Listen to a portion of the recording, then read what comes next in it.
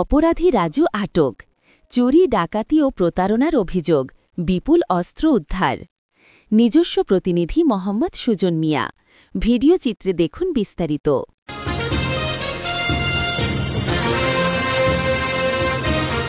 সুনামগঞ্জের জগন্নাথপুর উপজেলার পাটলি ইউনিয়নের দিনাজপুর গ্রামের চিহ্নিত অপরাধী রাজুকে রাজু মিয়া অবশেষে আটক করেছে এলাকাবাসী। চুরি, ডাকাতি, ছিনতাই, রাহাজানি, প্রতারণা, চিটিংবাজি, বাটপারি সহ বহুবিধ অপকর্মের সাথে জড়িত থাকার অভিযোগ রয়েছে তার বিরুদ্ধে। আটকের পর তাকে উত্তম মাধ্যম দিয়ে পুলিশের হাতে সোপর্দ করা হয়েছে। জানা যায়, বিগত কিছুদিন পূর্বে রাজু একটি চোরাই মোটরসাইকেল বিক্রির জন্য ফেসবুকে বিজ্ঞাপন স্ট্যাটাস দেয়। সেই সূত্র ধরে দিরাই উপজেলা থেকে কয়েকজন ক্রেতা তার বাড়িতে আসেন।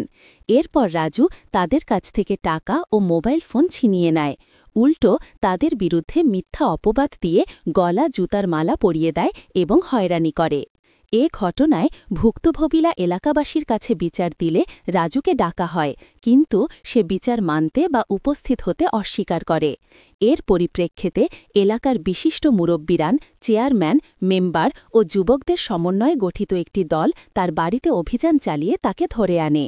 জিজ্ঞাসাবাদে রাজু তার সকল অপকর্মের কথা স্বীকার করে নেয়। এরপর জনরোষে তাকে উত্তম মাধ্যম দেওয়া হয় এবং পরে পুলিশে খবর দেওয়া হয়। পরে তাকে পুলিশের হেফাজতে দেওয়া হয়। পুলিশের উপস্থিতি এবং গ্রামের মুরব্বিয়ানদের নেতৃত্বে রাজুর বাড়িতে তল্লাশি চালানো হয়।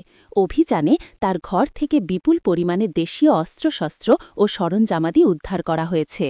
এলাকাবাসী ও জনপ্রতিনিধিরা রাজুর বিরুদ্ধে আইনি ব্যবস্থা গ্রহণ এবং তার অপকর্মের মূল উৎপাটন করার জোর দাবি জানিয়েছেন।